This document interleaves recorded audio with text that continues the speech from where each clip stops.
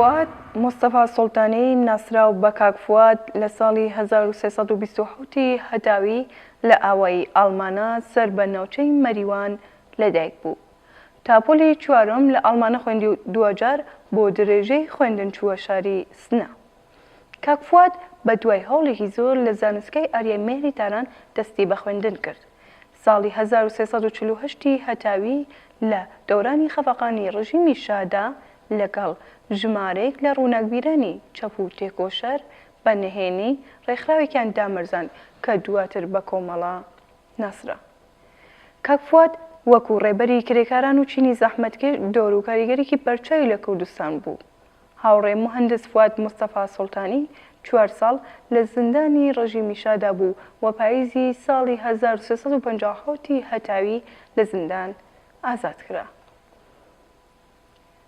لەو ساڵانەدا بوو بە سیمایکی ناسرا و ڕێبەرێکی جەماوە لە نێو چینی بەشمێنەتان و کرێکاران و بزوتنەوەی ڕزگاری خوازی خەڵکی کورد. بە دوای شۆڕشی گەلانی ئێران کاک فوئاد بوو بە سمبۆلێک و بوو بە ڕێبەری چینی زەحمەتکێشانی کوردستان و لە بەرابەر سەرکوتگەریەکانی ڕژیمی تازە بەدەسەڵات گەیشتووی ئیسلامی وەستانەوە.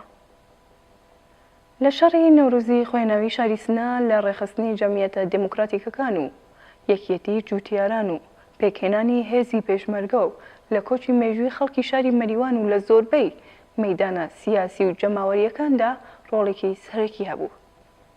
لەو ماوە کورتەدا هەموو خەڵکی کوردستان کاک فوئادیان وەکو ڕێبەرێکی زانا و جەسوور و دڵسۆزی خەڵکی هەژار دەناسی.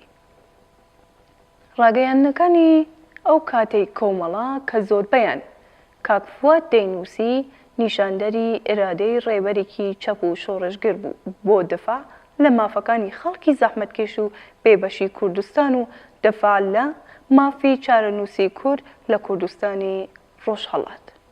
کاک فوئاد پاش هێرشی 28 گەلاوێژ بۆ کوردستان هەوڵیدا بۆ ڕێخستنی هێزی پێشمەرگە و زیاتر لە هەزاران کەس هاتنە ڕێزی پێشمەرگایەتی کۆمەڵە.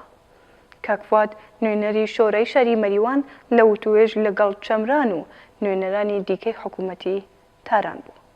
بەداخەوە ئەم ڕێبەرە کاریزماتیکە لە ڕێکەوتی نۆی خەرمانانی ساڵی 1358 هەتاوی لە شەڕێکی نابرابەر لەگەڵ ستونێک لە هێزە داگیرکەرەکانی کۆماری ئیسلامی ئێران لە جادەی مەریوان سەقز لە نزیک ئاوایی بسام قارەمانانە گیانی بەخت کرد و بوو بە یەکەمین ڕێبەر کە لە سەنگەردا گیانی خۆی فدای ئامانجە ئینسانیەکانی هەر مرۆڤێک کرد.